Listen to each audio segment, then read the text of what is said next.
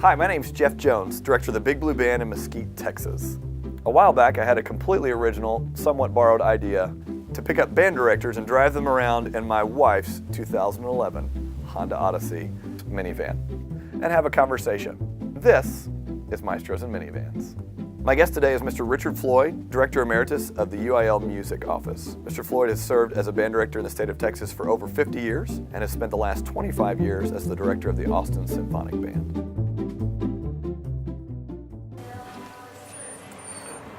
It was a nice lunch. I enjoyed that very much. It's good. It's a good place. Yeah. But anyway, just to wrap it all up, this Maestros and Minivans thing that Jeff Jones has got going, I mean, it's going to be terrible. I'm glad we're in agreement that you don't want to have any part of it. Well, first time I heard about it, I rolled my eyes back. I chuckled a little bit and said, that isn't happening. That's what I told him. That's what I told him. Yeah, well, and even if it did, there's no way in the world you're going to get me in a car with that guy. I think I said the exact same thing. Yeah. So, wow. Well, great minds think alike. So there you go. What can we say? There you go. What can I say? Well, hey, do you need a ride? No, I'm just going to get Uber. Yeah, I'm in good shape. Yeah. All right. Hey, well, it's really nice having lunch with you again. It was my joy. You take care. All right.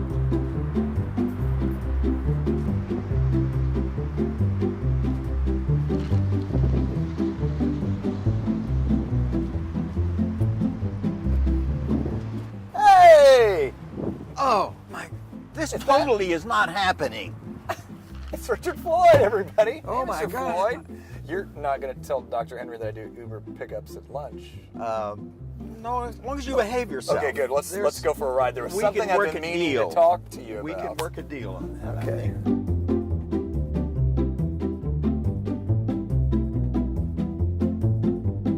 Well, I'm so glad you agreed to come and be on Maestros and Minivans with us today. Well, it was kind of a surprise agreement if you analyze it, but we're here. Yeah, I mean, so when Bethany told me I should start doing the Uber stuff at lunch, I had no idea, where it would take me. So that's really been great.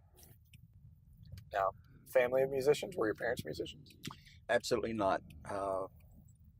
My mom sung in the church choir. She had a very nice voice. Dad was pretty much, he was pretty much about as close to being tone deaf as somebody could. And my grandfather lost his hearing in his 40s, so he was almost totally deaf. My dad had to wear a hearing aid, but luckily,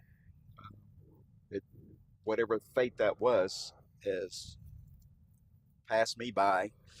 I'm sure there's some people that say that I can't hear, but that's a different kind of not hearing. So. And you grew up in the Richardson School District? I grew up in Richardson, that's okay. right. Mm-hmm. And at that time, the band director actually was a graduate of Hardin Simmons, had been in the cowboy band. So guess what kind of uniforms that we wore back then? They were gray uniforms with purple and gold trim and a cowboy hat. Clarinet player, yes. Clarinet player. Actually, I wanted to play saxophone, but the world hasn't changed that much. There were too many saxophone players, and so my band director convinced me to play clarinet. He said when I grew up, I could play saxophone if I wanted to. So I was in the 5th grade and started playing clarinet, and in the 7th grade was in the high school band. Middle school was a non-existent concept at that time. You were either in the band or you weren't in the band. At clarinet all through high school?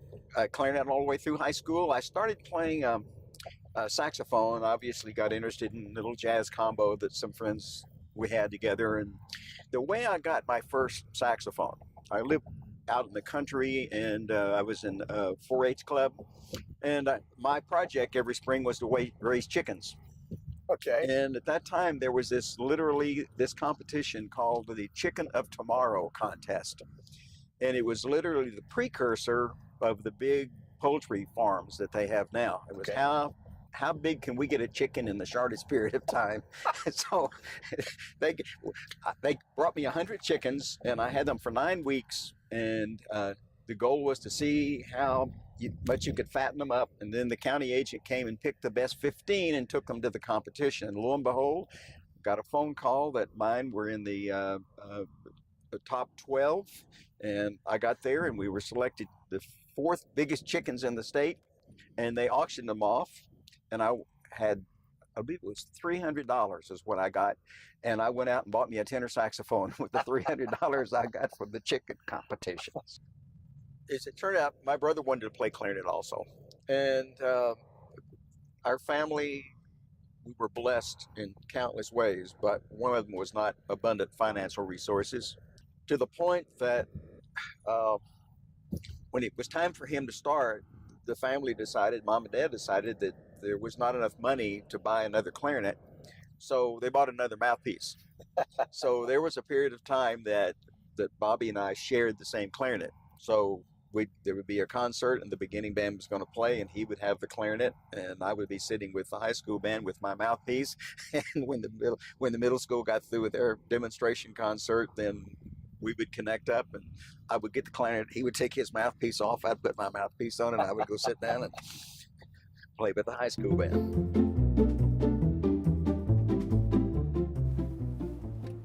I mean, it's no Audi, but I'm telling you, the turning radius, not bad, and you can seriously pick up some speed. I mean, how fast do you think we're going right now? Faster than I think we should be going by a school, well, actually.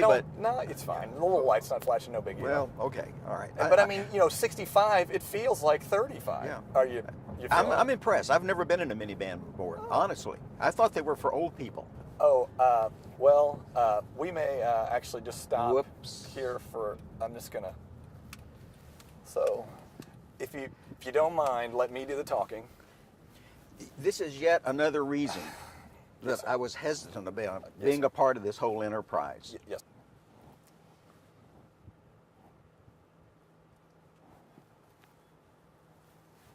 Hey, officer, how are you? Got the driver's license on you? Yes, sir. Yes, sir. Was there a problem? I'll explain that to you here in a second. Yes, sir. And I wouldn't ever do this, but I just, if there's any chance, the gentleman in the car here is kind of a big deal, and this is really embarrassing. So if there's any way that I could avoid, the ticket at all, it would just really be. It wouldn't matter if you had H. Robert Reynolds in the car. You got to slow it down. Doesn't matter who you have in the car. Yes, sir. Okay? I can't give you any kind of special treatment. Yes, sir. I understand that completely, sir. I'm sorry for even asking. I wouldn't. Yeah. If you want to hold up here, I'll be right back and let me check your license stuff out. Yes, sir. Yes, sir. I'm very sorry about this. I had no idea. It just, things like this just shouldn't happen. Yes, sir.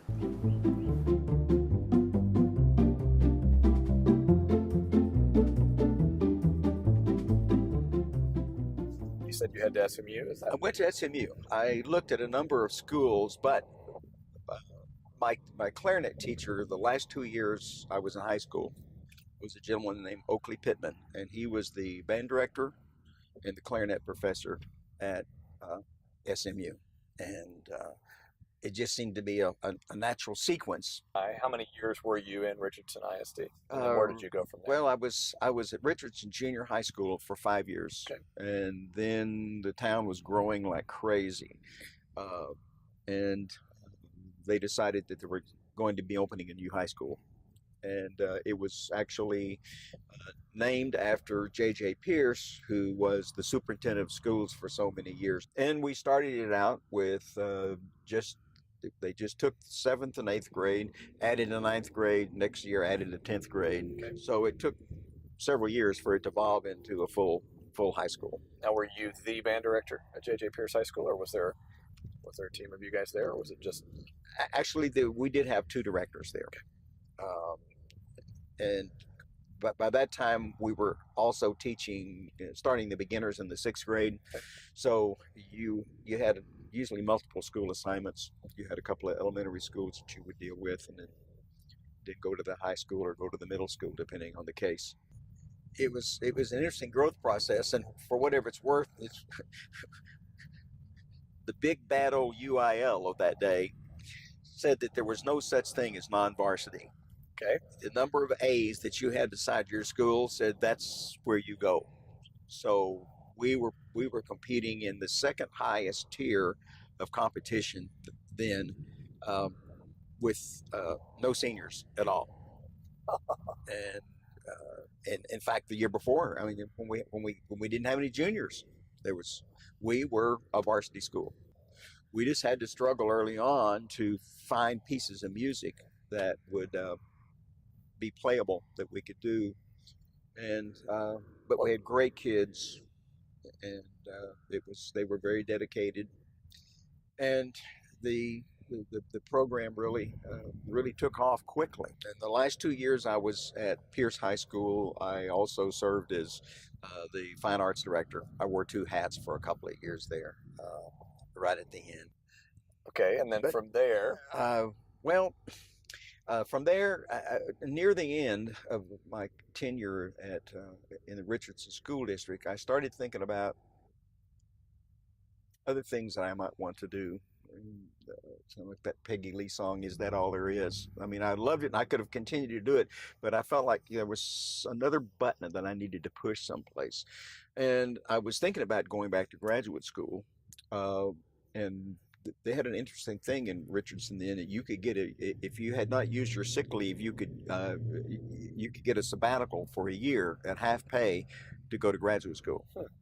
And I was pretty much interested in doing that. And I had friends said, well, if you're thinking about wanting to go and teach in a college someplace, well, why don't you go ahead and get your vita put together and start, it never hurts to submit your material. So I did that. And first couple of places I submitted to, I didn't even get a phone call back, which didn't surprise me. I was just trying to get used to that culture. And then Baylor University had an opening that was coming up. Gene Smith was leaving there. We're a Baptist family, and so I thought, well, that would be an interesting thing to explore. And so, lo and behold, I submitted my material for Baylor, and about 8 weeks later, I got a phone call that they wanted to offer me the position. So, and it was kind of like the proverbial dog that chases a fire truck, then one day they catch one and they have no idea what they're going to do with it. I was in a completely different world overnight. It was a very challenging time in terms of growth. Harvey Pinnock, who was the great golf teacher who wrote the Little Red Book, says if you want to become a better golfer, you don't have lunch with lousy players. And boy, is he right. Find times to be around inspiring, smart people. The benefits are beyond the belief. So, and I can remember sitting down to have a meal with some of those kinds of people and thinking, oh my gosh, what if they ask me a question and I don't know an answer? Or what if they find out I'm a fraud, that I don't belong here? And some of that was painful, but I loved so much what I was doing, and I did not in any way want to let anybody down in terms of the students or the program or the university. I just committed myself to total focus on the things that I wanted to learn, and then to communicate those things. So, what's the nicest car you've ever owned? Probably my favorite car I've ever owned is my Audi TT that I have now. I've always been a sports car person. I owned back before they were Nissans, they were Datsuns. Datsun 280Z. I had one of those. I had a Toyota Supra. The Acura for a while made a small, it was the Integra Sport, that had that turbo engine in it. And that was a great car. Now, how does the twin turbo compare to a Honda Odyssey? I mean, we're not talking the same kind of transportation, Jeff. But I just love I love the feel and handling of a small car. This one is amazing turning radius. Excellent. Is that right? Yeah. Yeah. Well, probably for its length, I'm sure it does. Thank you. You ever have folks ride around in your trunk? I've never had anybody ride around in my trunk. No. I rode around in the trunk of my Supra one time.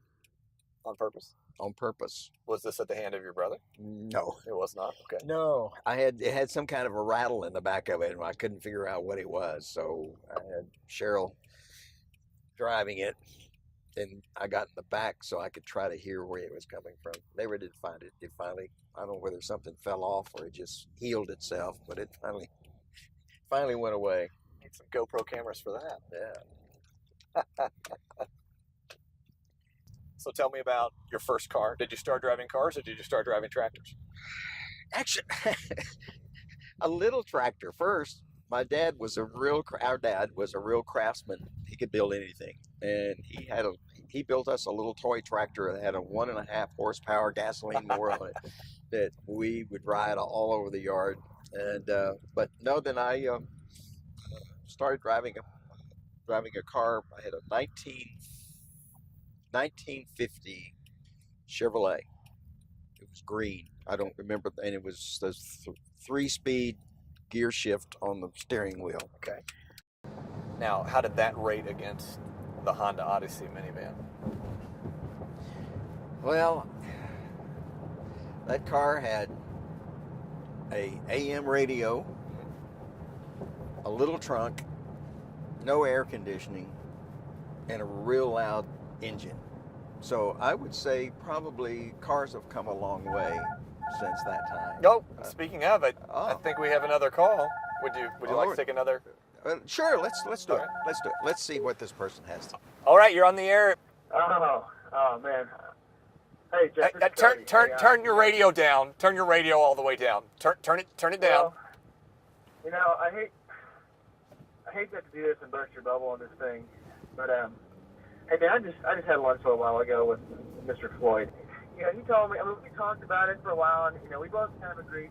It's probably not a good idea to do this for the sake of your career. Yeah, kind of like we talked about. You know, it's probably. Are you still there? We're not getting you. Are you there? Yeah. I'm here. Are you there? Because you know, sometimes cell service on this side of town is Not too good. It's not the best.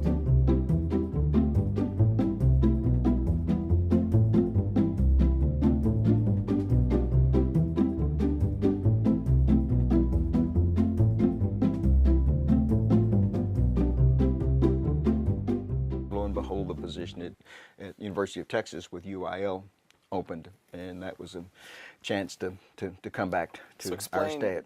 Explain how that kind of came together. I say, looking back with a great deal of pride, I think that people would, when I said I was going to take the position and I would go to TBA that summer, and somebody says, "What in the world did you take that job for?" And my response always was, I didn't take it for what it was. I took it for what I thought it could be. The vision that I had for the positive role that it could play in terms of repertoire, in terms of priorities. And one of my goals from the very beginning was I wanted to create a very, very high level of ownership in UIL. I didn't want people to think, well, they would wake up one morning and there'd be a mayonnaise jar on their front porch that had the new rules in it, but that there would be lots of input and a lot of dialogue so that everybody would feel like it was their UIL that was making the decision, not some bureaucrat in Austin telling them what to do. Well, that's hard with such a large group. How did you do that? People like to feel that their opinion matters. They may not get their way, but at least they know that somebody listened to them and was receptive to the fact that, hey, I have something to say. For somebody who talks so much and so passionately about music making, how did you deal with that transition to a job that was very administrative? Well, I was still very much involved in the real world of music. I wasn't sitting behind a desk every day, you know, and the new scores were still coming to me, and I was still on the committees doing the commissioning, and I was still being asked to come and work with the conducting workshop, and those things actually all of a sudden they exploded. Then in addition to that, I was walking out of the Hyatt Hotel one night. I had been to a meeting, and I heard a lady say, "Mr. Floyd."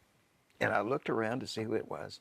She says, "You don't remember me." She says, "I was a saxophone player, and I came to the summer wind ensemble camp at Baylor 2 years in a row. What are you doing now?" And I said, "Well, I live here in Austin, Texas, and I'm with the university and with UIL." She says, "Well, I play in the Austin Symphonic Band, and we're losing our conductor, and I'm wondering, would you be okay with me suggesting that they consider you possibly for that position?" So that was 30 years ago. And group, wonderful, wonderful group of human beings. It was a struggling group at first. Then we went and played something at TBA, and somebody says, you need to take that to that group needs to go to Midwest. So, and at that time we were in such bad shape, budgetary wise, we didn't have any money whatsoever, and they had promised me a small stipend to do it. And finally I said, look, quit worrying about it. We don't have the money. You're not going to pass the hat just to compensate me. So, I mean, it was just fledgling. And then lo and behold, we sent in the application and we were accepted. And so the board sat around a table and said, okay, we're going to go. We were totally broke, had no idea how we were going to get there.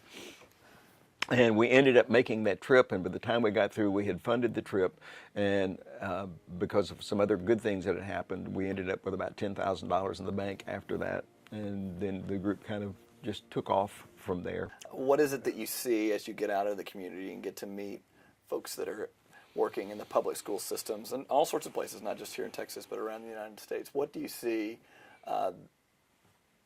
what's your big vision for them, or what is it you try to bring to those programs that maybe in the day-to-day that we get blinders to or miss? I find that absolutely there is a universal passion for making music well. I can be here in Texas around students that are incredibly, incredibly talented and beautifully taught. We lead the charge. We're at the peak of the mountain in terms of the teaching performance. And those kids, wherever they are, they're willing to let you take them to the next level. I can go to other parts of the country. The teachers absolutely love what they're doing. The kids love what they're doing. They don't have the same depth of experience. They don't know as many fingerings. Maybe the chins aren't as flat. Maybe the equipment is not quite as good. But I have never encountered a situation where students didn't say, take me to the next level. Help me be better. And so I think the main thing we have to do is to take that passion and channel it in such a way that it does two things. It elevates those people in terms of what they're doing, and it also creates a sense of ownership that they want to continue to be a part of that. You're sitting in your chair right now. I'm sitting here right now, not because one day we finally got to play the chromatic scale at 144, or that you finally played a high C on the trumpet. You're sitting here, I'm sitting here because of the way music made you feel. And the feeling in music is the art of the music. It's not the getting it right. Absolutely. It's making it special. So tell us some of the special moments. You have a story that I've heard you tell more than one occasion. I think the one that you're referring to, the story was shared with me by the great composer Warren Benson. And Warren was at Baylor for a residency. And we were preparing for a concert, and I had said something to the students about kind of where we were, and everybody can always wish you had more time and so forth. And but that all we could do would be to try to be the best that we could be where we were right then. And Warren says, I want to talk about that. So he tells a story about the NBC Symphony in New York. This was when Toscanini was doing that orchestra, and that was one of the main infusions of music into the entire country. People would sit around their old-fashioned radios and listen to the NBC Symphony under Toscanini. And those were all, very, very high-skilled, but somewhat very jaded professional musicians. But Warren said that the orchestra came in to begin a concert. It was just going to be another concert. And he said that Toscanini came in and they were doing a symphony. And he said they started the first movement. And he said it just really had kind of a nice zing to it. It just sparkled. And that he said they finished the first movement and began the second movement. The second movement had a lot of quiet solos. And he said the oboe player played, and all of a sudden the flute player just raised the level a little bit higher. And then he said you could just feel the energy level start to rise. He said the third movement was a scherzo, and he said it just sizzled from beginning to end. And for some reason, they were off the air for a minute before they did the final movement. So Toscanini's up there, the orchestra's sitting there just kind of waiting to get started, and the clock is ticking down. And just before they go on, one of the wind players said in a whisper, but loud enough so everybody could hear it, said, "Go for it." And he said it was the most exhilarating 10 minutes of music that he ever experienced in his life. And he went on to say that the most important thing that came out of that for him, and which became an absolute belief for me, was that you can't predict peak emotional experiences. You can't say that a certain day at a certain time all the stars are going to align and it's going to be wonderful. Or my high school band is going to go to the festival on the coast and at 2 p.m. on Friday it will be the best they've ever played. You can't do that. But the one thing you can do is always go for it. And if you do that every day, those magic moments take care of themselves. And that magic moment may be in the middle of a rehearsal. It may be with a beginner that you see the lights come on, that they've got it. Or it could be at a major performance someplace. I just call it the go for it factor. I even have a necklace that I wear that has that inscribed on it, that I designed myself. And then my wife Cheryl has one. And the one around my neck is there's only been 2 times it hadn't been on my neck. And one time was when I had bypass surgery. I started to ask the surgeon if he would please wear it while we were doing the surgery. And then the other time is our son Weston asked if he could wear it for his piano recitals. And then on his 19th birthday, he asked for one. So now he has one too. You've played a lot of literature. I hope so. And there's hopefully lots more to come. That's my plan. How much emphasis do you put on repertoire selection? It is the most important, absolutely most important decision, the most important element of what we do, is not only as conductors, but as educators.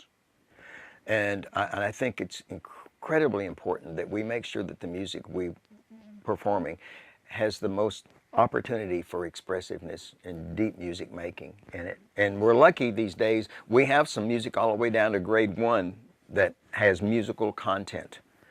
And I try to think many times, particularly if I'm looking for a grade 2 piece, I want it to be a grade 2 piece that I could give to a university wind ensemble and they would get satisfaction from playing it. And I think too that it's important for us to pick pieces that have multiple layers of depth.